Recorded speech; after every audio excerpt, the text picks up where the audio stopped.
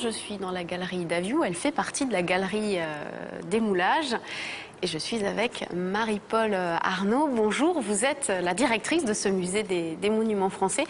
Alors tout d'abord, quelle est l'histoire, l'origine de ce musée ? Alors, je pourrais dire que ce musée a déjà eu 2 vies et qu'il va commencer sa 3e vie. 2 vies qui ont précédé. En effet, le musée a été créé en 1882, créé sur une idée de Viollet-le-Duc, qui voulait mettre en regard la sculpture française et la sculpture antique pour démontrer que les œuvres françaises avaient autant de valeur que les œuvres antiques et qu'il fallait donc travailler aussi à partir de ce patrimoine français. Une 2e exposition universelle, celle de 1937, donne l'occasion au directeur de l'époque, qui s'appelait Paul Deschamps, de revoir complètement la collection. On passe de la sculpture à l'édifice, puisqu'on passe de sculpture comparée à monument français. La galerie des moulages, au cœur des collections, rassemble plus de 350 chefs-d'œuvre architecturaux.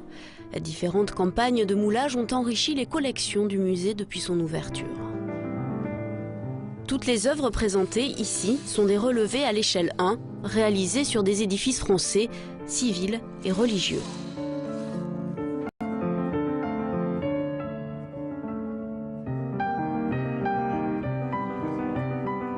Vous savez que nos moulages, certains d'entre eux, sont utilisés encore aujourd'hui pour refabriquer des œuvres sur les des originaux. Voilà. Est-ce qu'il manque des moulages dans ce musée? Est-ce qu'on continue à lancer des campagnes pour compléter la collection?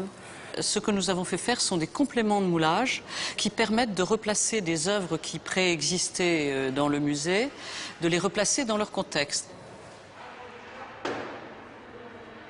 Derrière vous, vous avez le moulage de la mise au tombeau de l'abbaye de Solesmes et nous avions la partie basse de ce moulage et nous avons fait faire le moulage de la partie haute parce que nous voulions que le public ait la vision de la totalité de cet ensemble qui est majestueux, qui est tout à fait extraordinaire.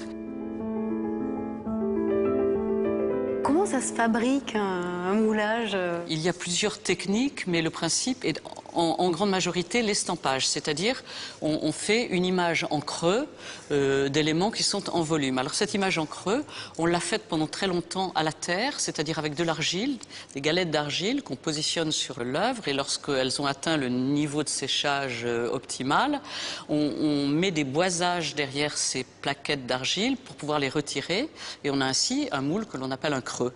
Et à l'intérieur de ce creux, que l'on enduit d'une substance pour que ça n'adhère pas, on coule du plâtre et on obtient le moulage. Donc on a, en général, c'était des surfaces à peu près d'1 mètre carré qui étaient réalisées et qui sont ensuite assemblées les unes avec les autres par tout un système de boisage par l'arrière. Nous avons volontairement laissé visible l'arrière d'une œuvre pour que le public comprenne justement comment sont fabriqués ces moulages.